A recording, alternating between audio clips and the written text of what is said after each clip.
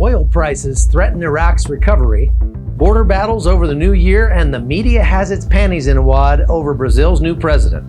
We'll break it all down here in 15 minutes on The Hot Zone. This is The Hot Zone.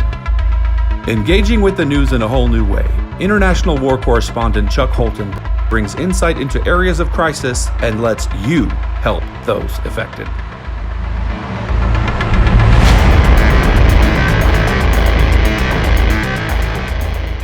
Hey everybody, I'm Chuck Holton.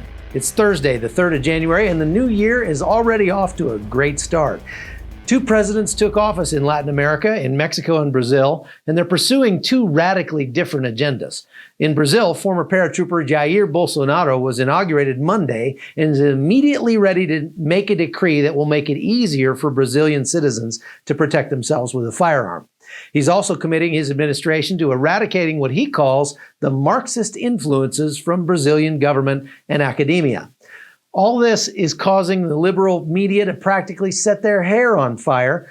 The Huffington Post is running an article which claims that democracy has failed in Brazil, even though the elections there were free and fair and there are no claims otherwise. Now, Brazil has suffered under Marxist ideology before. Its recent left-wing president, Luiz Inácio Lula da Silva, is currently serving a 12-year prison sentence for corruption. And under his administration, the government pursued the policy we see so often from the left of making its citizens more vulnerable and then trying to convince them that doing so makes them safer. Under Lula's administration, hundreds of thousands of legally purchased guns were confiscated and destroyed, which left only criminals armed and led to one of the highest murder rates outside of an active war zone anywhere on the planet. Gangs took over the poor communities called favelas and extracted a terrible price on the people who lived there. Medical clinics closed in many communities because the streets were just too violent for doctors to even get to work, and tourism has suffered greatly. Now, I visited Rio de Janeiro last April, and this is what I found. Hey, Chuck Holton here. You know, they say war is hell, but somebody's got to go to Rio de Janeiro, and dadgummit, that's me. I'm here suffering for you to bring you the news from Brazil this week, and I'm standing here on this completely deserted white sand beach. Well, it's not exactly deserted. There's that guy running in a Speedo right there, but voila. Other than that guy, it's a completely deserted beach. And, you know, that says something about the tourism industry here in Rio de Janeiro. I mean, this beach should have thousands of tourists on it right now. It's a perfect day out here. And there's nobody here except that guy. Part of the reason that there's nobody here is because the crime has spiked so badly over the last year or two that they say that the tourism industry in Brazil lost $1 billion last year. And a large part of that is attributable directly to that spike in crime and violence. So the government is trying to figure out what to do about that. They've sent the military now into the worst neighborhoods, the favelas around the edges of Rio de Janeiro, to try to pacify them, try to take them back from the drug dealers and the criminal warlords that are controlling those areas. But until they get a handle on it, it's good for me because I get this whole beach essentially to myself. But it's not very good for the economy of Rio de Janeiro, this city of 6 million people. That's a bad thing. And that kind of poverty is certainly not going to make the crime rate get any better either. Brazil was really the poster child for all the restrictions on private gun ownership that are routinely called for here in the United States. All those, common sense gun laws like universal background checks, age restrictions, standard capacity magazine bans, and high taxes on ammunition failed to stop the bloodbath that's become the daily norm on the streets of Rio de Janeiro. Now Brazilian citizens have been rushing to get firearms training in anticipation of finally being able to protect their families from the out-of-control crime in their neighborhoods. But they're going to need some new gun ranges and some new guns. I visited a gun range outside of Rio de Janeiro when I was there, and here's what that looked like. Okay, we're here today at a gun range about an hour outside of Rio City, and I'm here with the owner, Hildo. Okay. Right? He's a former Navy guy from here in Brazil, 31 31. 31 years in the Navy. He's now a pistol instructor, and he's showing us some of the guns they've got here at the gun store and at the indoor range, as you can see. Now, one of the things I want to point out is that you can see how well used these guns are, and that's because it's just so hard to get a gun, and so these guns are only a few years old, but they get tons and tons of use. How much would this gun cost? Essa arma aqui está aproximadamente 5.500 reais. So you're saying 5,500 reals, that's about $1,800 for a .380 caliber.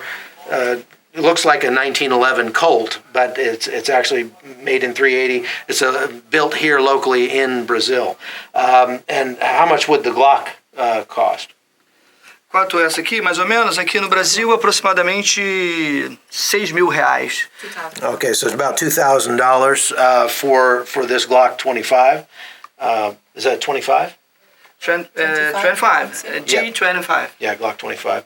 And so it just goes to show how truly difficult it is to get a gun, because you can imagine if you're the single mother who has an ex-spouse that's coming after you or threatening you, to be able to spend what would amount to 6 months' pay on a firearm, not to mention the bureaucracy and the difficulty that you have to go through to even get a permit to own it.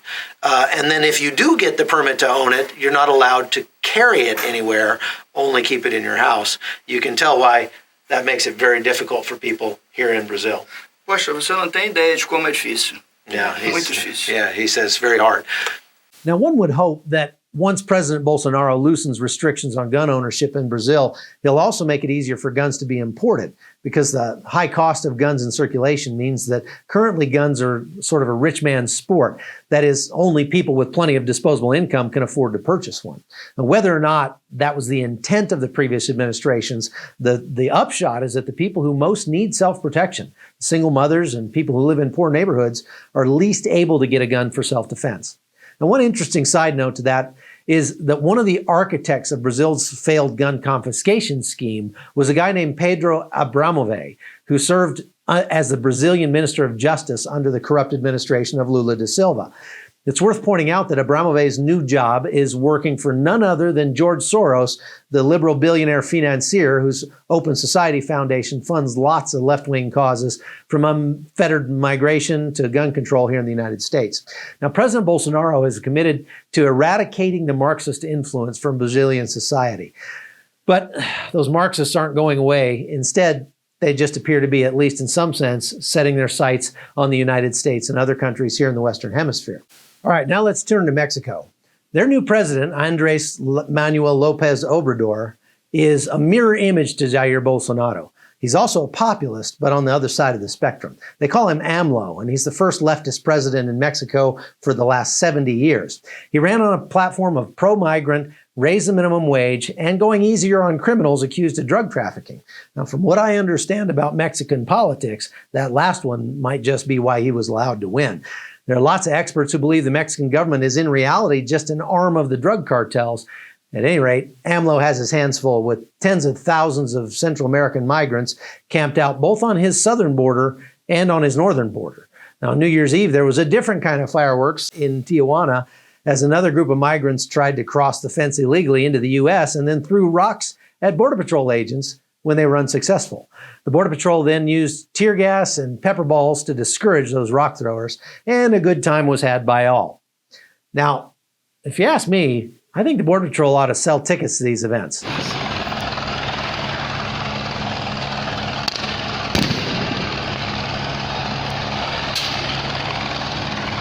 I mean, like hunting permits, only with pepper balls. I know a bunch of good old boys in West Virginia who'd pay good money to go to the border and play tag with Honduran migrants trying to enter the country illegally.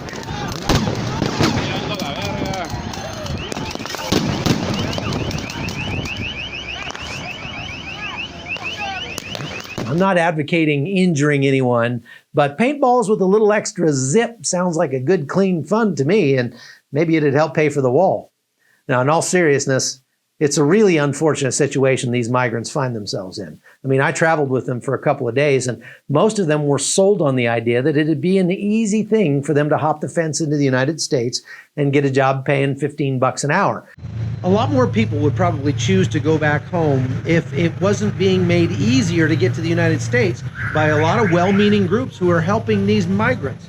And we can know one thing for sure, and that is that there'll be a lot more caravans behind this one, and many of them might be made up of the guys that are filling up this restaurant over here, who are from Nepal and Pakistan and Bangladesh and Africa and all over the world, because everybody is ready to take advantage of the infrastructure being created by this caravan. And so we have to think hard about how we're going to help these people, but also help ourselves. There were many Christians who helped this group on the way, and without their help, these migrants would not have made it to the U.S. southern border. This is why I believe Christians especially need to be very thoughtful about who we help and how we employ that help, because we've got to ask ourselves whether it's actually loving to help someone do something that will likely break up their families, maybe cause their children to die on a dangerous trek, and in the end, facilitate somebody breaking the law. I don't believe that's loving, and sometimes love has to be tough. Okay, lastly, real quick, let's talk about the Middle East. Iraq is slowly trying to recover and pull out of almost 2 decades of war, and that recovery isn't going very well.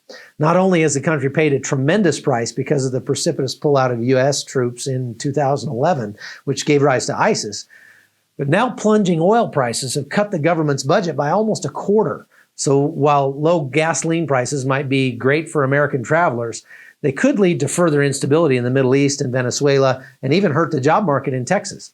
Donald Trump's done a great job of encouraging job growth in the oil sector and across the U.S. by approving pipelines and making strides to help fracking take off. Most people think Saudi Arabia and Venezuela hold the largest oil reserves in the world, but the U.S. is actually number one.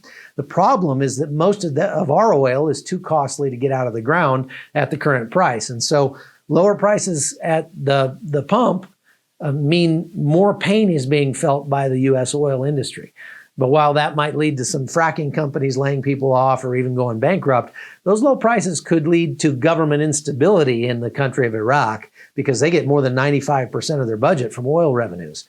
And that leaves the country a whole lot more vulnerable to influences from countries like Turkey and Iran, because they can't cover even their basic budget to run the country, much less begin to address all the challenges of reconstruction after the war. I mean, right now there's some 1.8 million people in Iraq still internally displaced from their homes, and several of their major cities like Mosul have been left just in ruins. And so low oil prices, which are today below $44 a barrel, down from 75 in October, are going to be really interesting to watch what happens as they affect the rest of the world. It'll also be interesting to see how this affects 2 other hot zones, Russia and Venezuela. You might know that Russia has huge oil and natural gas reserves, but its petroleum infrastructure is in serious need of repair. And that's not going to happen with these prices. Venezuela, as you know, is already a total clown show. So maybe the silver lining here is that its government will just do everyone a favor and die more quickly now that its main source of income is really suffering. We'll see. Well, that's all for today. I'd love to get some feedback from you if you're liking the podcast. What would you like to hear more about? Should I have more guests on the show or whatever? Please like and subscribe wherever you get this podcast, and also head over to patreon.com/hotzone to subscribe and support what we're doing. We got some great things in store this year, and I look forward to sharing them with you. I'm Chuck Holton, and you're listening to The Hot Zone. The Hot Zone is produced by Amy Holton and Livefire Media. Copyright 2019.